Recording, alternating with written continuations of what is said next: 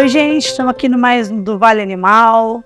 Hoje falando sobre uma espécie de animal bastante peculiar. Estou aqui com meu amigo Walter. Eu queria que o Walter se apresentasse. Boa tarde, Maju. Gostaria de agradecer pelo convite para falar um pouco dos peixes, que são animais que eu adoro. Amo peixes, adoro trabalhar com peixes, adoro estudar peixes e só não gosto de comer peixe, né? Menos mal, né? Vou falar aqui um pouco da minha formação. Eu sou formado em biologia, lá em Minas Gerais, sou mineiro. Mineirinho. Depois eu vim para Botucatu para fazer o mestrado e doutorado na Unesp e agora sou professor aqui na Faculdade do Vale. E seu mestrado e doutorado você fez no quê? Em zoologia. Zoologia. Para variar com peixes. A sua formação é biólogo? Sim, sou biólogo. É? E quando que surgiu tua paixão por peixe? Minha paixão por peixe foi desde pequeno, desde os 8 anos de idade. Minha mãe sempre me levou para pescar. É interessante que em toda a família que eu converso, assim, é o pai que costuma levar para pescar, né? Mas lá em casa, minha mãe que me levou para pescar, e inclusive eu considero ela, ictiologia é o ramo da ciência que estuda os peixes. E eu considero minha mãe minha primeira professora de ictiologia. Olha que bacana. E aí, você partiu para biologia, e aí você partiu para biologia, aí desde os 8 anos ela me levava para pescar, eu sempre tive uma atração por peixes. Depois comecei a ter peixes em aquário também, que foi apaixonante, e já via eles como organismos assim, pet mesmo, não mais como organismos triviais, que às vezes a gente acaba não vendo eles mesmo como animais de estimação. E você tem eles como estimação? Agora tem só um beta. Tem, sim. Hoje tem como estimação. Você falou pra mim que você deixou lá com a sua mãe os seus peixes. Dei lá, tive que deixar porque aqui eu não ia ter condição de cuidar, mas ela cuida bem. Você só tem um beta hoje? Hoje eu só tenho um beta. Os aquários grandes, eles demandam um certo tempo, porque você tem que limpar todo o aquário, né? Então, isso é uma coisa interessante. Porque assim, se você quer ter um peixe como pet, você tem que cuidar demais, né? E qual é a manutenção de um aquário? A manutenção depende do aquário. Aquário pequeno não tem tanto, você tem que ter o cuidado, mas não tem tanto aquele tão rotineiro. Mas os aquários grandes, sim, tem que limpar a água, tem que fazer análise da qualidade da água sempre. Temperatura, oxigenação. Filtração. E qual a alimentação do seu? Tem diferença assim, entre uma espécie e outra? Tem algumas espécies que têm preferência, mas agora essas espécies que são vendidas propriamente para aquário, esses alimentos que são vendidos em casa de aquarista, eles já são suficientes para manter. Quem gosta de aquário, quem gosta de peixe, aquário, é aquarista. Aquariófilo. Aquariófilo. Que legal. Mais uma que a gente aprende, tá vendo? E aí você começou essa paixão pelo peixe, foi estudar os peixes e hoje em dia eu trabalho com descrição de espécies de peixes. Olha que bacana! Muito legal. E também com conservação de espécies de peixes. E eventualmente a gente descobre cada espécie tão linda, muito bonita. É mesmo? Tem muita espécie selvagem, bonita, digamos assim, selvagem. E tem alguma que está em extinção ou em perigo de extinção? No Brasil, espécies de peixe, várias, mais, se eu não me engano, mais de 200 espécies estão categorizadas, estão listadas como ameaçadas de extinção. É mesmo? Por exemplo, tem um bagre da região de Itatinga que chama Cambeva pasquale, o nome científico dele. Ele já está ameaçado de extinção, está listado. Por conta de pesca indevida ou por conta do quê? Não, atividades mesmo, impacto humano, perda de vegetação nativa na mata ciliar. Isso afeta bastante as espécies de peixe. E você começou a criar peixe na sua casa durante os estudos ou você começou a descobrir espécies? Como é que descobre uma espécie nova de peixe? Durante os estudos eu parei de criar peixe, porque ter um aquário, ele demanda bastante tempo, né? E esse é um dos motivos que leva as pessoas... Frequentemente, o que acontece? Isso acontece com certa frequência. A pessoa desiste por motivos financeiros ou porque acabou passando uma faculdade e ela não tem tempo mais para criar o peixe. Então, para ela não entregar o peixe para alguém ou sacrificar, que seria eutanasiar o peixe, ela vai no corpo hídrico mais próximo e acaba introduzindo a espécie. O que é super errado. Errado, porque causa um impacto muito grande no ecossistema. Não, com certeza. Causa um processo que a gente chama de invasão biológica. Se a espécie se adapta e começa a prejudicar as outras espécies. Porque daí não tem o predador, daí começa a se multiplicar. Então eu já deixar até uma sugestão para quem gosta de aquário. Demanda tempo, é um pet, tá?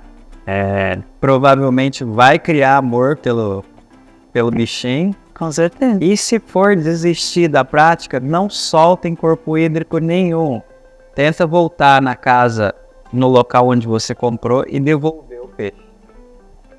Uma ótima dica, gente, porque assim, a gente volta para a responsabilidade, né? Exatamente. De ter um pet. Exatamente. Não importa qual pet é, né? Não importa qual pet.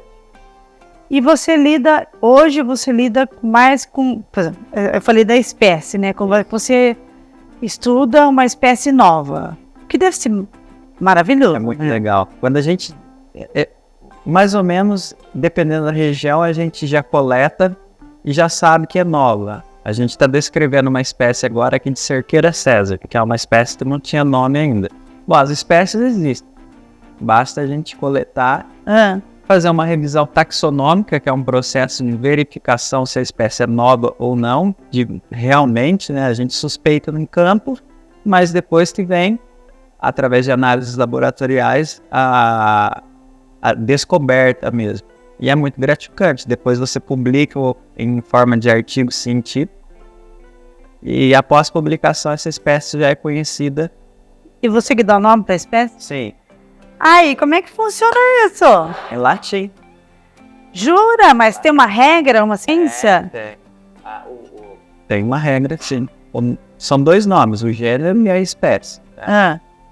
E a gente segue o Código Internacional de Nomenclatura Zoológica para dar um nome. Tem todo um conjunto de regras. Tem que seguir. Sempre. E a partir do momento que você publica essa nova espécie, acabou? Aí ela já é conhecida. Já é conhecida da comunidade científica e, eventualmente, pode ser conhecida da população em geral. Eu sempre faço a divulgação quando publico a espécie.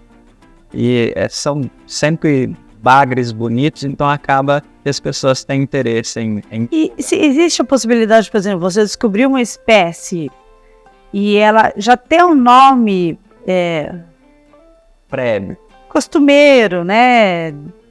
Prévio da população lá, local. Já sim, inclusive é muito comum a gente descrever espécies, eu nunca descrevi uma espécie, que já está presente no aquarismo faz tempo. Só não tem nome científico. Principalmente um grupinho que chama Coridoras. Esse grupinho tem bastante espécies. Descobre que o aquarista já sabia, mas ela não tinha nome científico. Inclusive, alguns aquaristas têm bastante aquarista tem uma nomenclatura própria. Eles usam termo para se referir àquela espécie. E geralmente são nativos daqui? Geralmente sim, principalmente da bacia amazônica, que tem bastante espécie que tem mesmo. Nem nome científico ainda tem. Nem se descobriu, enfim. Nada. Você sabe nada de nome para ela. Não, na verdade, esse mundo de peixe, de aquarismo, é fascinante, né? Fascinante, forte, enorme. Porque você descobriu uma coisa que já existe na natureza, que é talvez por um cruzamento, enfim, por uma inovação. Não sabemos muito bem como é que ela chega, né, até ali. Provavelmente por cruzamento, né? Evolução. Processos evolutivos, ela consegue ter. A gente tem as formas que vemos hoje. Ela consegue se sustentar, consegue se procriar, consegue se manter. Sim, e as que não conseguem acabam ali mesmo. E às vezes a gente nem ficou sabendo, né? Sim. As extinções antropogênicas, a gente é um problema. O impacto do homem está levando as espécies. A extinção levando as espécies a... E aí você diz impacto com relação à poluição, ou você diz impacto com relação à pesca indevida? Esses peixes de riacho, eles são pequenos. Então, dificilmente ele é usado para alimentação humana. São os peixes.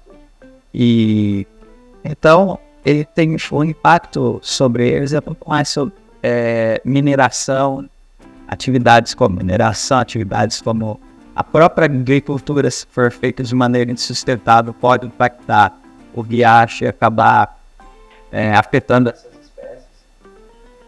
Quando você, por exemplo, você descobre uma espécie nova, que eu acho sensacional, você consegue saber o hábito dela? No momento, a gente consegue ter ideia de como ela pode. No momento da coleta, a gente já fica sabendo mais ou menos o que ela prefere e que tipo de substrato, se é ficar embaixo de areia. Mas quando você vai pesquisando, principalmente a forma, aí já começa a desconfiar o tipo de habitat mesmo que ela tem preferência. Mas esses estudos vêm depois. Primeiro dá o nome e depois desenvolve estudos relacionados à alimentação, à reprodução também. Mas a gente também pode estimar que tipo de reprodução ela tem com base em outras espécies do mesmo gênero. Vou fazer uma pergunta para você tão idiota, mas assim, vai, vamos lá. Eu consigo diferenciar o macho da fêmea? Muitas espécies, não é uma pergunta idiota.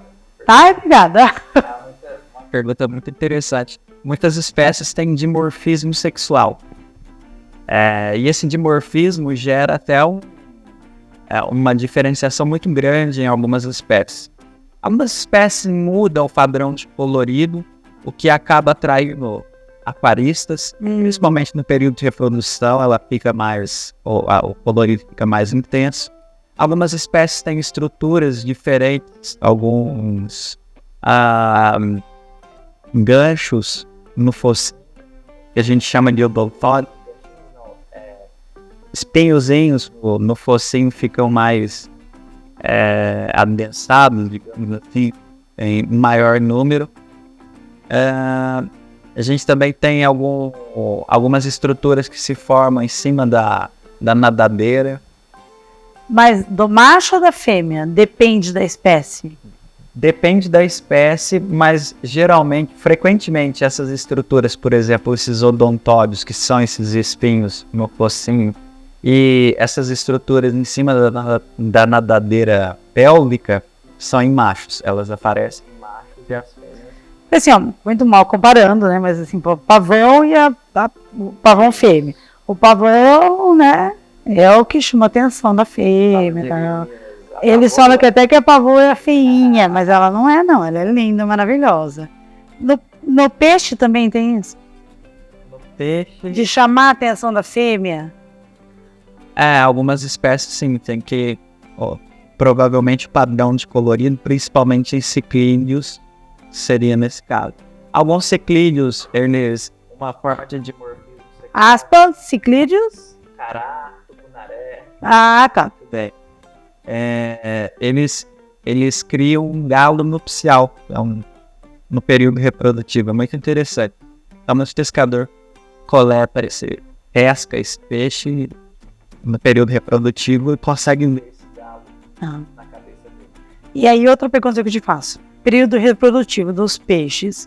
Cada espécie tem seu período ou é tudo mais ou menos igual? Bastante espécie tem um período o período chuvoso ali, principalmente aqui na região, mas pode variar de espécie para espécie. Algumas espécies, elas reproduzem de formas diferentes, elas têm comportamento reprodutivo. Tem espécie que migra longas distâncias, tem espécie que migra curtas distâncias, tem espécie que não migra.